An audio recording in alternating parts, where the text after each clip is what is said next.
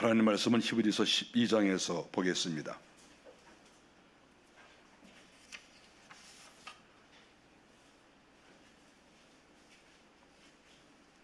9절부터 13절까지 보겠습니다.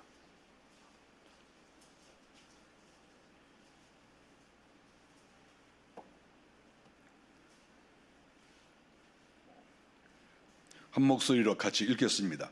또 우리 육신의 아버지가 우리를 징계하여도 공경하였거든 하물며 모든 영의 아버지께 더 복종하며 살려 하지 않겠느냐.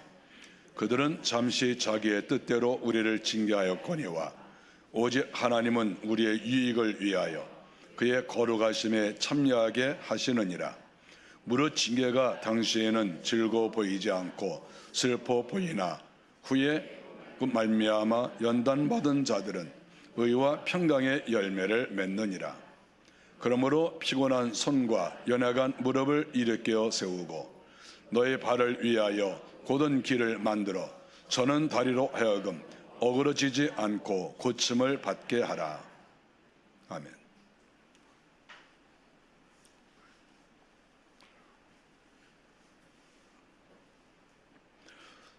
(11절에) 보니까 하나님께서 사랑하는 사람들에게 징계를 내리신다고 했습니다. 그런데 이 징계를 가만히 보니까 이 징계를 통해서 연단을 받는다 이렇게 말했습니다. 징계가 없으면 연단이 없다는 뜻이지요.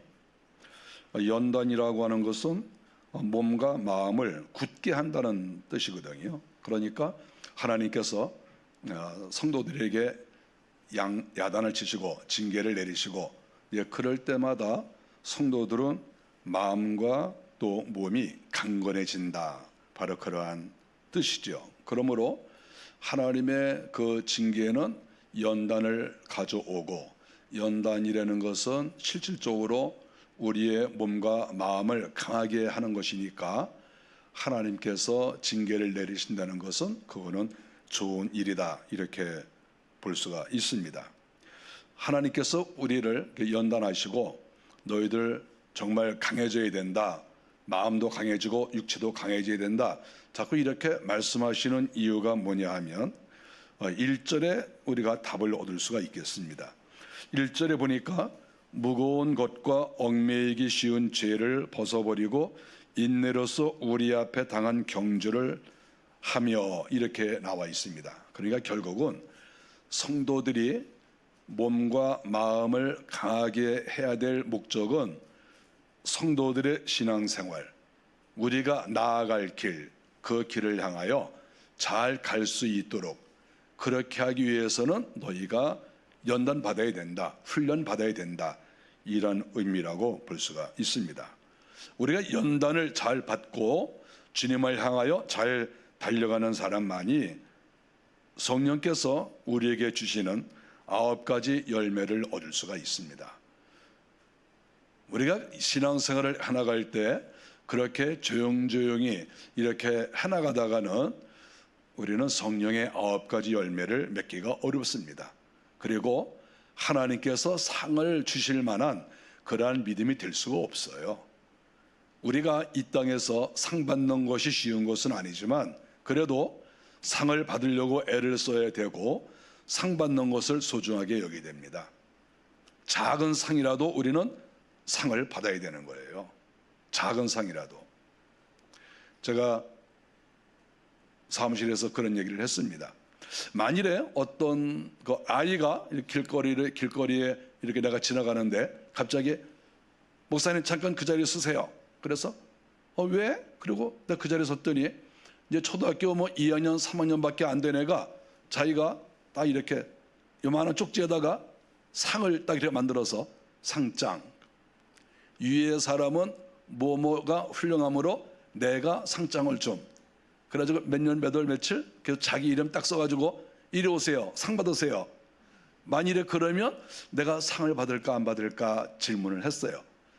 여러분은 만일에 요만한 애가 자기가 이렇게 펜으로 이렇게 연필로 써가지고 상장 그래 써가지고 잠깐 쓰세요 그래가지고 상장 길에서 읽어주고 받으세요 그러면 여러분은 받겠습니까 안 받겠습니까? 저는 받아요. 그럼 너무 감격스러워서 상 다 받으면서 딱 인사도 좀 하고 고맙습니다. 나 그럴 것 같아. 여러분 안 그런가요? 요만한 아이가 상을 줘도 기뻐요. 요만한 아이가. 그리고 그 상의 내용도 별거 아니라도 상장 이렇게 주면 기뻐요. 만일에 어떤 아이가 자기의 부모님을 생각하면서 우리 부모님이 정말 나를 이렇게 키우느라고 수고가 많으시구나 해가지고 아버지 또는 어머니의 이름을 딱 이렇게 써가지고 상장 그래가지고 당신들은 나를 이렇게 10년 동안 키워오느라고 수고가 많았으니 내가 상을 줌. 이래서 날짜 써가지고 자기 이름 딱 써가지고 엄마 아빠 잠깐 오세요. 상장 읽어서 이렇게 주면 받아야 안 받아요? 받을 겁니까 안 받을 겁니까? 받아봤어야지. 저는 받겠어요. 아니 어린 아이라도 누구라도 당신 정말 잘했어요. 당신 정말 대단합니다. 또 대단한 일이 아닐지라도 이거는 정말 잘했어요. 그리고 말로도 해도 소중하잖아요. 근데 그거를 이번엔 조만한 쪽지에다가 이렇게 해서 상을 줄 때 그 상을 과연 안 받을까요? 저 같으면 그런 거 주면 액자에다 넣어가지고 이렇게 걸어놓을 것 같아요. 나 이렇게 상 받았다. 이 사람이 누구예요? 뭐 국무총리예요? 아니 지나가는 애인데 이름은 잘 모르겠어. 걔가 준 거야. 여러분 그러지 않겠어요? 저는 그렇게 할 마음이 있어요. 우리가 세상에서도 상 받는 것이 어려워요. 칭찬 듣는 거요? 그거 어려워요. 10명, 20명 모인 데서 그거 상 받는 것도 어려워요. 우리가 인생 살아보면 다 알아요. 5명 모이는 데서도 1등 하는 거 어려워요. 그런데 하나님께서 이렇게 우리를 단련시켜서 잘 달려가게 하시고 그리고 성령의 9가지 열매를 맺게 하여 주시고 또 칭찬까지 해주신다 하면은 하나님의 사람으로서 못할 것이 없죠. 당연히 우리는 가야 되겠지요. 그래서 11절에 보니까 연단을 받는다는 것은 하나님께 징계를 받는다는 의미이지만 우리는 이것을 아주 귀하게 여겨야 되죠. 5절에 보니까 내 아들아 주의 징계를 경히 여기지 말며 그에게 꾸지람을 받을 때에 낙심하지 말라 이렇게 말했어요. 내 아들은 여기서 성도들을 또 의미한다고 볼 수가 있죠. 그러니까 성도들에게 여러분들은 하나님께 징계를 받는다고 하여도 절대 마음 상하지 마십시오. 그리고 그것을 허투루 여기지 마십시오. 꾸지람을 받더라도 낙심하지 마십시오. 이렇게 말씀하고 있는 거죠. 왜냐하면 하나님은 우리의 영적인 부모이시니까 절대로 우리를 망하는 길로 인도하시지 않죠. 그러므로 하나님의 징계는 무조건 우리에게 유익이다 이렇게 말할 수 있죠. 10절에서 그 답이 나옵니다. 우리의 유익을 위하여 그의 거룩하심에 참여하게 하시기 위함이다 이렇게 말씀을 했어요. 우리의 유익을 위하여 하나님이 징계하시고 너희들 똑바로 해 그리고 마음과 몸을 연단시키시고 이렇게 하는 그러한 유일한 목표가 무엇인가? 우리의 유익을 위한 것이다. 이 세상에 모든 사람들이 다 자기를 소중하게 여깁니다. 그런데 그것은 잘못된 것이 아니에요. 우리가 개인이 정말 중요한 겁니다. 그런데 하나님이 바로 개인의 유익을 위해서 그리고 거룩하심에 동참하기 위해서 하나님이 연단하게 하시는 것이다. 이렇게 성경은 말씀하고 있습니다. 우리의 부모도 또 자녀들을 징계합니다. 9절에 보니까 자기의 뜻대로 징계한다 그랬습니다. 사람이기 때문에 부모가 자녀들을 징계하고 가르칠 때 항상 옳다고 볼 수 없어요. 저는 그렇게 생각해요. 저는 내 부모를 공경하라 했을 때 저는 그 말씀이 옳다고 생각해요. 늘 부모의 말씀을 공경해야 돼요. 그런데 우리가 여기서 하나 알아야 될 것이 있어요. 부모는 자기의 뜻대로 지도를 합니다. 성경에 그렇게 써 있어요. 자기의 뜻대로 자녀들을 교육하고 훈계한다. 그러니까 그 부모가 생각하는 것만큼, 아는 것만큼, 환경만큼 부모가 그 자녀들을 지도해요. 그래서 그 지도가 항상 100점은 아니에요. 저는 그렇게 생각해요. 부모들도 자녀들을 양육하고 가르쳐 나갈 때 내가 가르쳐 주는 것이 100점이다 이런 생각 절대 하면 안 돼요. 100점 없어요. 90점도 쉽지 않아요. 우리가 인생을 다 살고 생각해 보십시오. 연세가 드신 분들 생각해 보세요. 부모가 나에게 이렇게 저렇게 지도를 했는데 과연 그 지도가 만족스러운가? 만족스럽습니까? 그때 부모가 나를 이렇게 하면 해줬으면 내가 또 지금과는 좀 달라졌을 텐데, 내가 고생을 덜 했을 텐데, 이런 생각 안 할까요?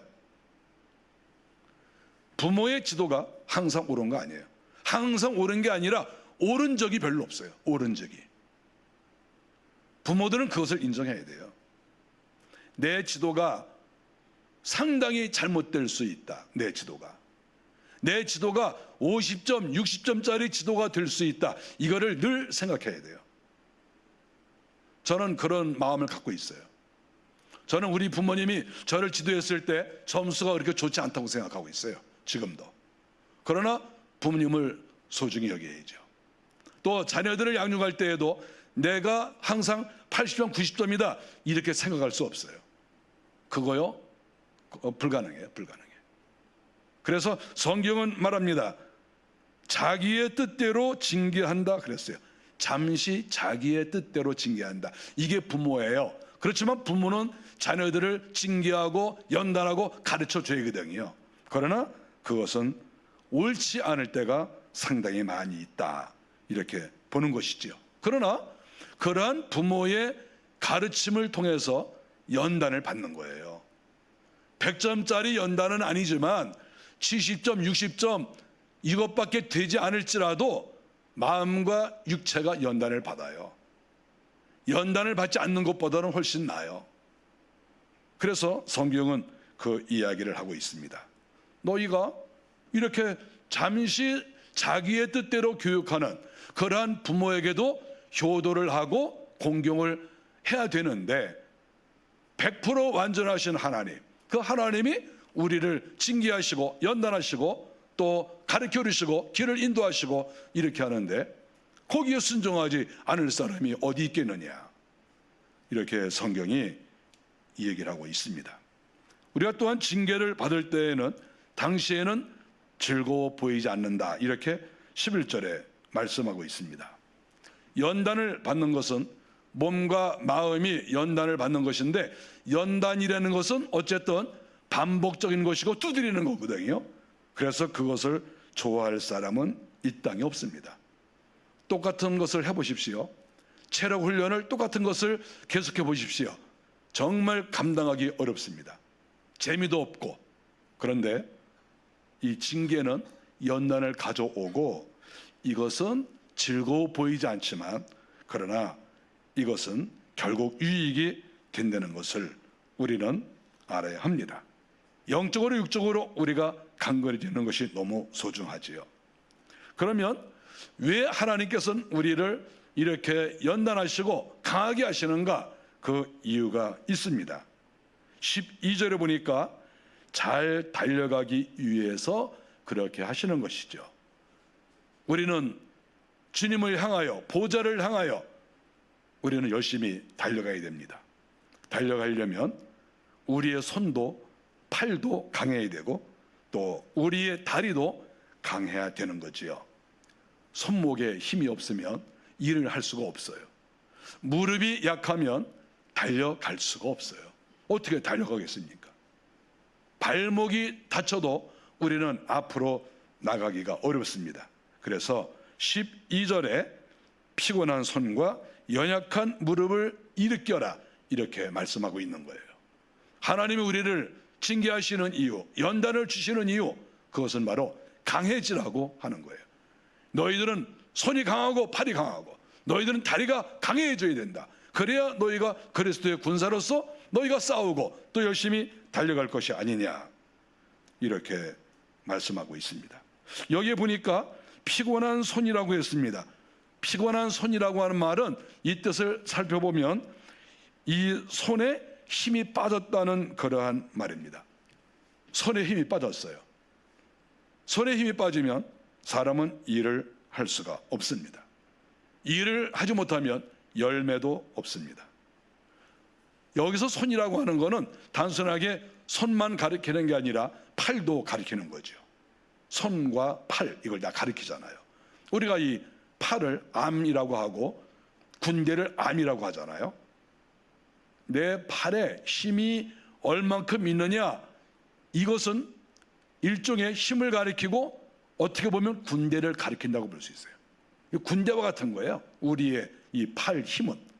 그러니까 우리의 손과 팔에 힘이 들어가야 이 땅에서도 일을 잘할 뿐더러 영적으로 우리의 팔에 힘이 강해야 마귀하고도 싸우고 영적인 일을 해나갈 수 있다, 이렇게 말씀하는 거죠. 우리 기독교가 여기에서 또 이야기할 때 단순하게 이 땅에서 일 잘하라 이런 의미로 이걸 기록한 건 아니잖아요. 여기에서 기록한 목적은 너희가 영적으로 힘을 얻어라, 그 말씀 아니겠어요? 너희가 영적으로 힘이 없으면 무슨 일을 하겠냐? 너희가 가정에서 가정을 바로 세우겠냐? 교회를 제대로 하겠느냐? 너희가 마귀와 싸우겠느냐? 기독교를 바로 세우겠느냐? 네가 뭐를 하겠느냐? 이런 말씀 아니겠어요? 우리가 이렇게 힘이 없는 사람도 있고 힘이 있는 사람도 있죠. 근데 하나님께서는 우리에게 말씀하시는 것은 너희는 힘 있는 자가 되라, 이렇게 말씀하시는 거예요. 이거 너무나 당연한 거 아니겠어요? 연약한 무릎을 또 일으켜 세워라, 이렇게 말씀하고 있습니다. 이 연약한 무릎이라고 하는 것은 마비된 무릎이라는 의미입니다. 연약하다, 마비됐다, 이거예요. 무릎이 마비가 됐어요. 무릎에 내가 힘이 들어가는지 안 들어가는지를 잘 몰라요. 이 무릎이 망가진 거죠. 저는 무릎이 안 아파요. 그래서 저는 이 무릎이 안 아파서 산도 잘 오르고 내리고 뭐 뛰어다닐 때도 있고 그래도 괜찮아요. 너무 감사하죠.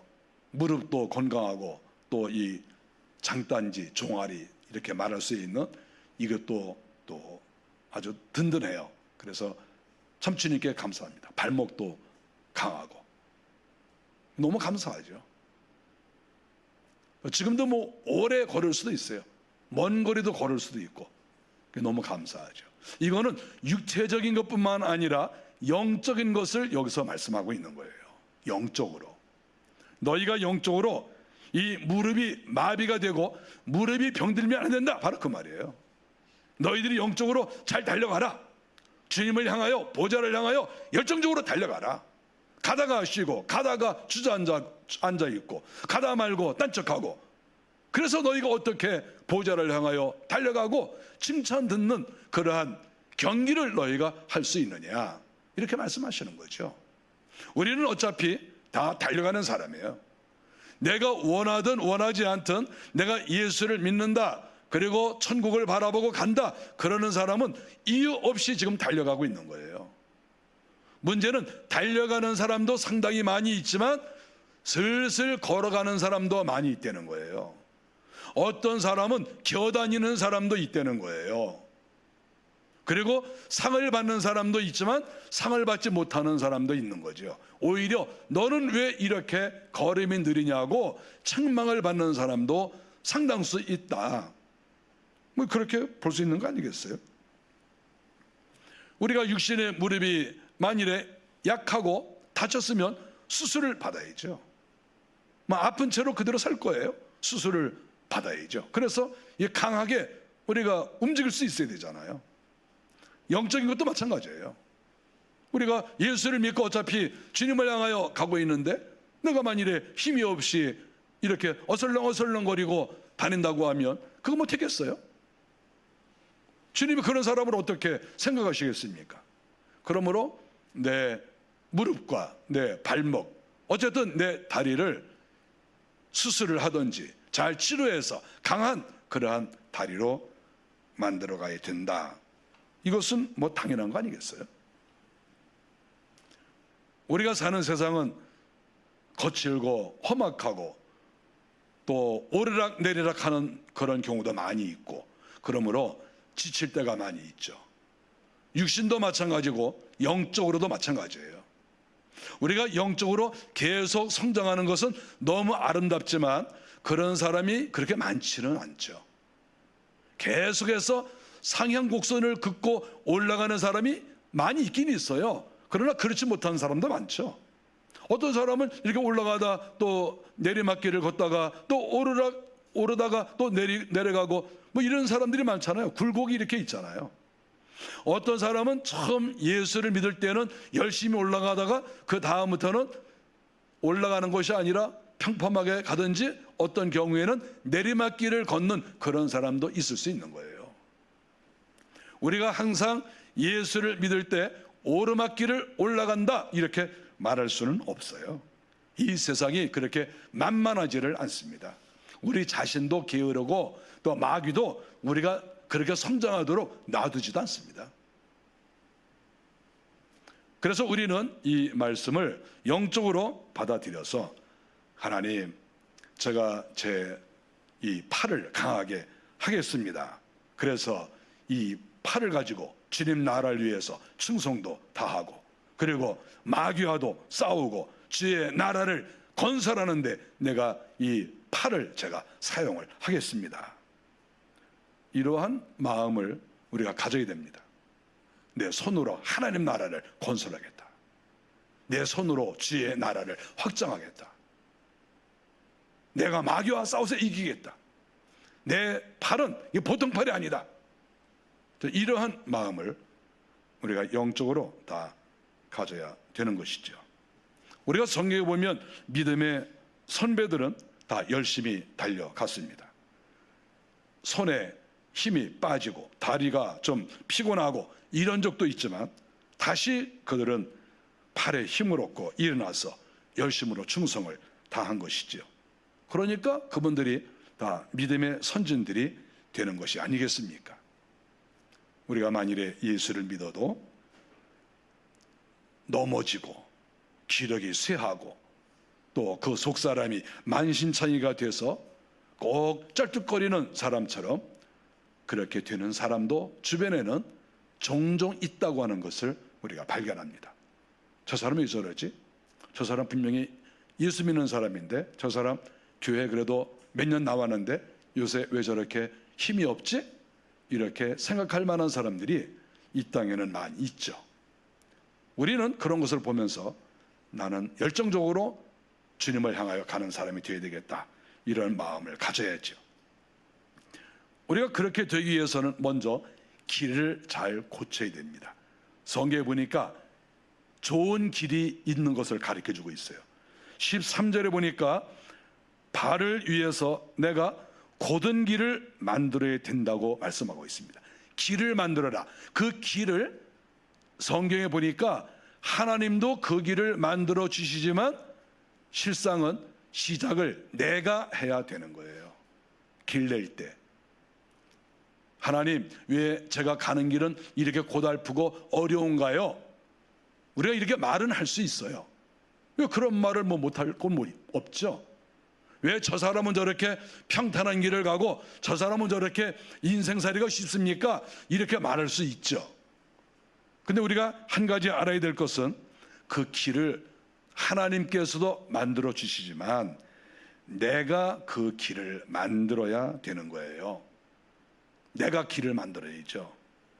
길이 좋아야 내가 고생을 덜 하고, 길이 좋고 장애물이 없어야 내 다리가 망가지질 않아요. 그러면 길을 잘 만드는 길이 무엇입니까? 방법이 뭐예요? 그것은 죄를 회개하는 거예요. 내 죄도 회개하고 배우자의 죄도 회개하고 또 선조들의 죄도 회개하고, 회개하면 길이 좋아져요. 우리가 환상으로 사람마다 이렇게 딱 보면 어떤 사람은 저 높은 산에서부터 아주 좁은 산길을 간신히 이렇게 내려오는 사람도 있어요. 또 어떤 사람은 정말 넓은 그러한 대로를 좋은 승용차를 타고 가는 그런 모습으로 보이는 사람도 있어요. 사람마다 이게 보이는 게 너무 달라요. 그런데 왜 이 사람이 이렇게 힘든 길을 가지? 그리고 제가 기도하면서 가만히 이렇게 살펴보면 죄가 거기에 다 있어요. 그런데 그 죄의 90% 이상은 선조들의 죄예요. 우리가 이 땅에 살면서 우리 인생들이 죄를 짓는데 그 죄의 양은 사실 얼마 되지 않아요. 저는 헤아릴 수 없이 많은 사람을 진단해 봤어요. 자기가 지은 죄는 분량이 작아요. 총량이. 거의 대부분이 선조들의 죄예요. 아버지, 할아버지, 증조, 고조 이런 어른들이 지은 죄예요. 그분들이 죄를 짓고 회개하지 않고 다 가셨어요. 여러분들 우리가 꼭 알아야 될 것은 그분들이 죄를 짓고 다 돌아가셨다고 해서 그 죄가 떠나간 게 아니에요. 죄가 그대로 있어요. 회개하지 않았으니까. 그러면 그 죄를 근거로 해서 악한 영이 역사를 해요. 그러니까 그 후손이 가는 길이 평탄하지 않아요. 장애물이 많아요. 어떤 죄를 지었느냐, 그 죄의 성격에 따라서 그 사람의 가는 길을 방해해요. 저는 이 내용들을 이거 누구한테 배운 게 아니에요. 제가 기도하면서 환상을 보면서 또 수많은 사람들을 제가 한 사람 한 사람 보면서 제가 이거 연구한 거예요. 죄가 많으면 길이 막혀요. 길이 좁든지 또는 길이 험악하든지. 죄가 별로 없는 사람은 길이 아주 편해요. 제가 신앙생활하면서 몇 가지 궁금한 것이 있었어요. 그 중에 하나가 뭐냐 하면 어떤 사람은 기도도 열심으로 하지 않고 설렁설렁 하는 것 같은데 이상하게 인생이 편한 사람이 있어요. 또 어떤 사람은 그렇게 새벽기도, 철야기도, 평상시 기도하고 그렇게 정말 기도하고 말씀대로 살려고 애를 쓰는데 또 인생이 이렇게 힘든 사람이 있어요. 그럴 때 저는 어려서부터 그런 걸 많이 봤어요. 저는 그게 늘 저한테는 퀘션 마크였어요. 왜 그럴까? 저 사람은 저렇게 열심을 내는데 또 저 사람은 저렇게 별론데 어떻게 사는 게 다르지? 이거 왜 그럴까? 이거 기독교 이상한 거 아니야? 제가 그런 생각을 10대 때부터 가졌어요. 우리 교회 성도들을 바라보면서. 그리고 오랫동안 제가 답을 찾으려고 애를 썼어요. 왜 그럴까? 왜 그럴까? 답을 찾았어요. 그 답이 뭐겠어요? 설렁설렁 예수를 믿는 것 같지만 그 사람들의 선조들이 지혜가 별로 없는 거예요. 그런 사람들의 80, 90%가 다 예수를 잘 믿은 집안 출신들이에요. 그리고 예수를 믿지 않았더라도 죄가 별로 없는 정말 선하게 사는 사람들, 그 사람들은 구원을 못 받았을지 모르지만 그러나 그 사람들은 마귀를 끌어들이지 않았어요. 그런 집안 출신들은 예수를 믿는 게 남들이 볼 때 설렁설렁 믿는 것 같지만 그러나 가는 길이 편해요. 여러분 주의 깊게 보세요. 한번 사방을 한번 보세요. 어떤 사람은 그렇게 열심인데 인생이 안 풀려. 그렇게 힘들어. 왜 그러겠어요? 선조들이 죄를 많이 졌으니까. 집안에 죄가 많아요. 죄가 많으면 마귀가 역사해요. 그러면 힘들어요. 우리가 이런 영적인 것을 모르니까 자꾸 의심하는 거예요. 이상하다. 왜 나는 이렇게 열심인데 왜 이렇게 힘들고 막히는 게 많을까? 여기에서 벗어나지를 못해요. 왜 그럴까? 왜 그럴까? 왜 그래요? 선조들이 죄가 많아서 그렇지. 그래서 이 길을 자기가 만들어 가는 거예요. 먼저는 내가 회개하고 나 자신의 죄를 회개하고 총량은 얼마 되지 않지만 그리고 선조들의 죄를 회개해야 됩니다. 그래야 그 길이 넓어진다 하는 것을 가르쳐주고 있습니다.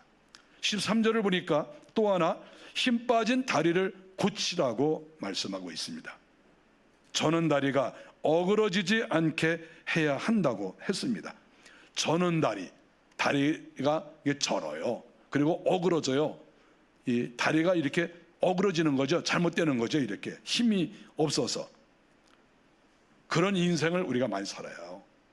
다 똑같은 것 같죠. 우리가 사람들 볼 때 저 사람은 아주 건강하시네, 팔다리가 강하네, 이렇게 생각할지 몰라도 영적으로는 팔에 힘이 하나도 없고 다리에 힘이 없는 사람이 많아요. 육체적으로 보는 거하고 영적으로 보는 게 일치하지 않아요. 그러니까 사람들이 볼 때 저 사람 굉장히 건강해 보여. 그런데 인생 가는 길이 힘들어요. 그 이유가 무엇입니까? 영적으로 지금 다리가 힘이 없다는 거예요. 우리의 다리는 영적으로든지 육적으로든지 강해져서 또 군화를 신고 당당하게 걸어가는 그런 사람이 되어야죠. 부들부들 떨면 안 되잖아요. 탕탕 소리를 내면서 뚜벅뚜벅 우리가 걸어가야 되지 않겠습니까? 100km든 200km든 내가 달려간다, 이런 마음으로 우리가 가야 되겠죠. 연약한 다리가 있으면 수술을 받아야죠. 어쨌든 강한 다리가 되기 위해서 수술을 받든지 영양 보충을 하든지, 영양이 강해지면 다리가 강해질 거 아니겠어요? 그러면 그 영양 보충을 해야죠. 근력 운동도 해야 되고, 우리 주님을 잘 믿는 것, 영적 훈련을 받는 것, 이런 것이 다 우리의 다리를 강하게 하는 것이다, 이렇게 말할 수 있습니다. 사도 바울은 빌립보서 3장 14절에서 이렇게 말씀을 했습니다. 표대를 향하여 그리스도 예수 안에서 하나님이 위에서 부르신 부름의 상을 위하여 달려가노라. 사도 바울은 달려간다는 말을 자주 했습니다. 달려간다. 왜 달려가느냐? 상을 위해서. 하나님은 상을 주세요. 사도 바울은 나이가 60이 넘었는데도 날마다 상 이야기를 많이 했어요. 하나님이 열심히 달려가면 상을 주신다. 상 이렇게. 우리는 상에 관심을 가져야 돼요. 어린아이가 주든 어른이 주든 누가 주든 상에 관심을 가져야 되는 것이고, 상 무시하면 안 돼요. 여러분 상 많이 받아봤어요? 상 무시하지 마세요. 그런데 하나님께서 우리에게 상을 주신다? 이거요? 목숨 걸고 가야 되는 거죠. 그러니까 사도 바울이 표대를 향하여 그리스도 예수 안에서 하나님이 위에서 부르신 부름의 상을 위하여 달려간다. 부름의 상, 하나님은 나를 부르셨고 잘 달려갔을 때 하나님은 상을 주신다. 이거를 믿고 달려간 거죠. 열심히 달려가려면 팔에도 힘이 있어야 되고 다리에도 힘이 있어야 되는 거예요. 이거는 육신만 가리키는 것이 아니라 영적인 것을 더 말하는 거 아니겠어요? 영적으로 하늘 양식을 많이 먹고 훈련을 잘 받아서 그리스도의 군사처럼, 또 한편으로는 마라톤을 뛰는 그러한 선수처럼 우리가 그런 사람으로 나가야 되는 것이죠. 우리는 인정받는 믿음을 가져야 되고 하나님 앞에서 칭찬받는 그런 삶을 살아가야 되고, 그렇게 되기 위해서 치료도 받고 연단도 받고 훈련도 받고 이러한 모든 것들이 필요하죠. 우리는 선한 싸움을 싸우고 믿음을 지켜야 됩니다. 우리 교회 성도들은 영적으로 약자가 아니라 강자가 되고 또 상을 받는 그런 성도들이 다 되시기를 바랍니다. 기도하겠습니다.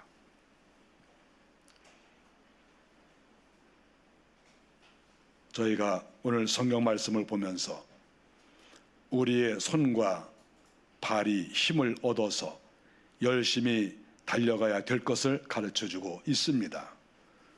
우리가 연약한 자가 되어서 제자리 걸음을 하거나 빈둥거리는 자 되지 않도록 하여 주시고, 주님을 향하여, 보좌를 향하여 오늘도 열정적으로 달려가는 하나님의 사람들이 되게 해 주옵소서.